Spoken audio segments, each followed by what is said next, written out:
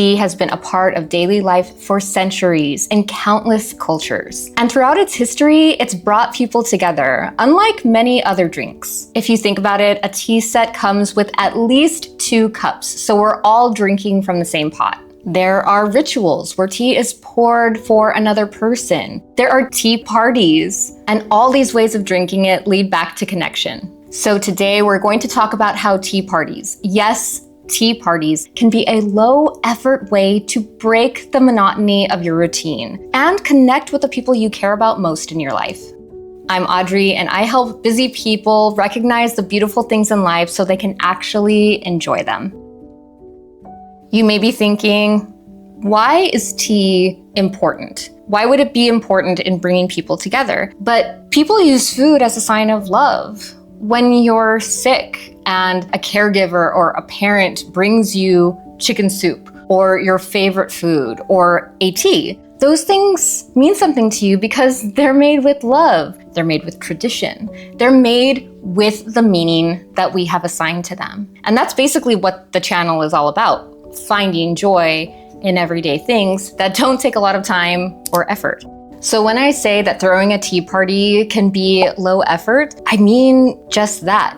You don't have to cook an entire meal for everyone like a dinner party. And it's more about the presentation than anything else. If you really want to be creative with it, you can go to thrift stores and look at teacups, or even get maybe vintage tablecloths. But if we're talking about low effort here, it's sandwiches, like it's little cucumber sandwiches, and then you have the tea. And it can be as basic as that. And it doesn't necessarily have to be an English tea themed party. If the theme is simply tea, then people can just bring their own tea, or everyone can talk about the type of tea that they love.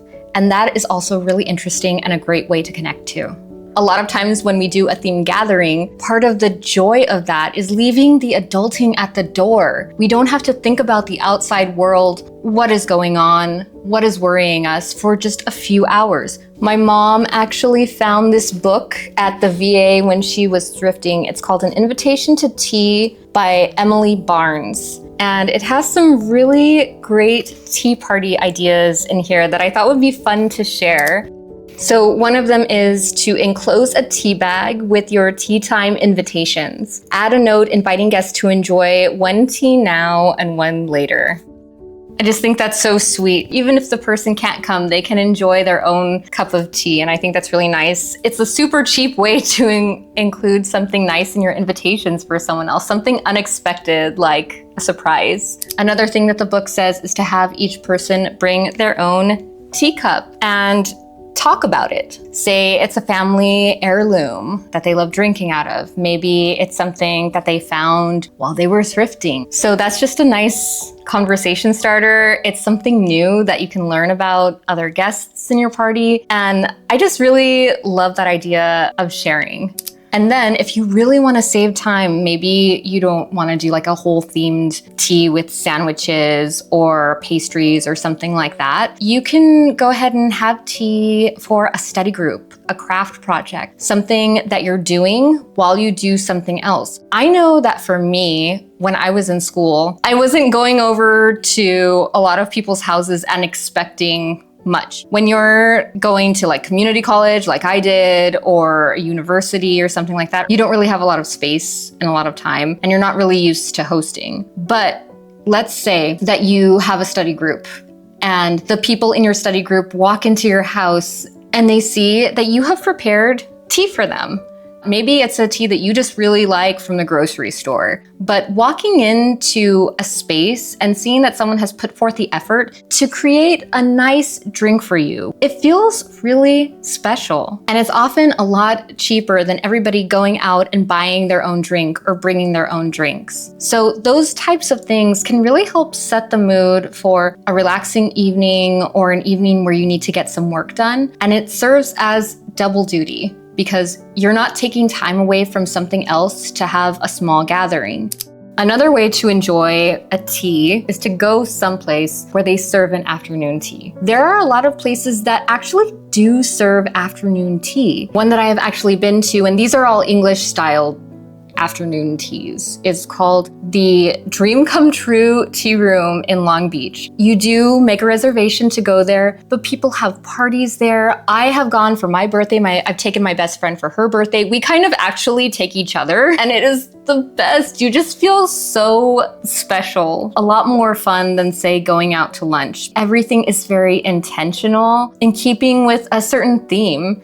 Another place that is more of a splurge is the Huntington Library. It's absolutely beautiful. They have the most amazing gardens there, the most amazing art, and they have a tea room. I haven't personally gone to tea there, but it's something that I would really love to do when my mom and I actually stumbled across it while we were doing research for this video. We would definitely love to have tea there and maybe a little bit of champagne. Another place we found was Tea Modern Chinese in Orange, California. I'm really interested in going. They have some really amazing looking pastries and like little finger foods that you serve with afternoon tea. They have a black sesame hazelnut choux, mushroom pot stickers, roasted veggie wontons. I mean, sounds amazing. I would be very excited to try something like this. So all this is to say that you should just find